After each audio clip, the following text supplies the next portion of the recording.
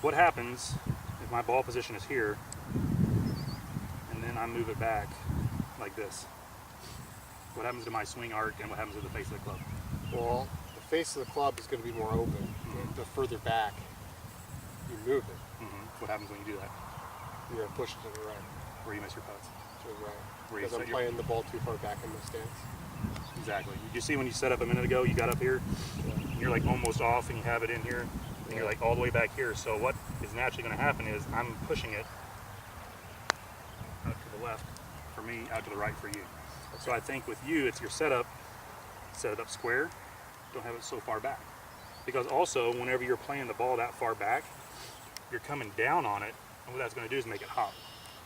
So what we want to do with the putt is get it rolling smoothly. Whenever I was watching you swing a minute ago when you started losing them to the right, with your hands, when you go back, you have a tendency on the ones that you're leaving out to the right, your hands turn like this first before you swing. On that one, they didn't.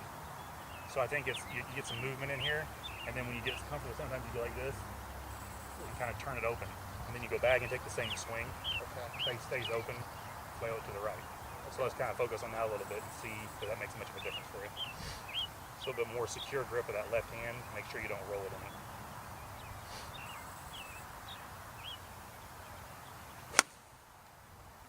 Just a hair on that. There you go. Much better on that one. Did it feel different to you? Yeah, a little bit. Feel like you're kind of more like going like this, like kind of like going back a little bit? Yeah, it did. Do you think it's because I'm trying to like set my wrist too early? You're trying to set them, but to set them, you don't really ever really roll them. What you want to do, you want to get back here and then set them. So you're doing it by fanning the face open, and then you have to fan it back closed to time all that up with your swing, with your wrist cock, with everything else. So what I'm going to try and do is get you more constant with your swing without having so much movement with all this other stuff, because you're having to time your hands, your wrist cock, and your swing, that impact each time. I feel like you're tracing this backwards with the club head. Okay? So why? Yeah, so what I want you to do is kind of set up like this, and I want you to trace this back to about right here, and then you can start doing your wrist hinge. Because I think what you're doing, you're getting trapped on the inside because you're going like this.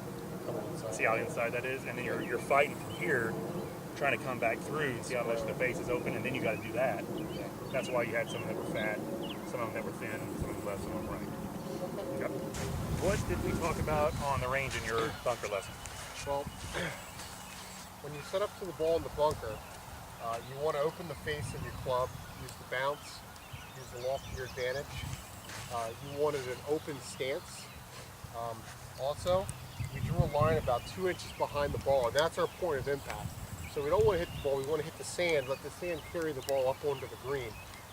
Another little tidbit that you gave me was not a whole lot of lower body turn. Just come back with your arms, and when you go through, feel like I'm pulling to my left. And those are the key points that I took from our lesson earlier. Okay, cool. So let's see if we can transition that in onto the course here. I think the big thing that you were talking about before was the fact that you used to try to hit the ball too much and you were visualizing the ball too much. Yeah, I played it more like a flop shot.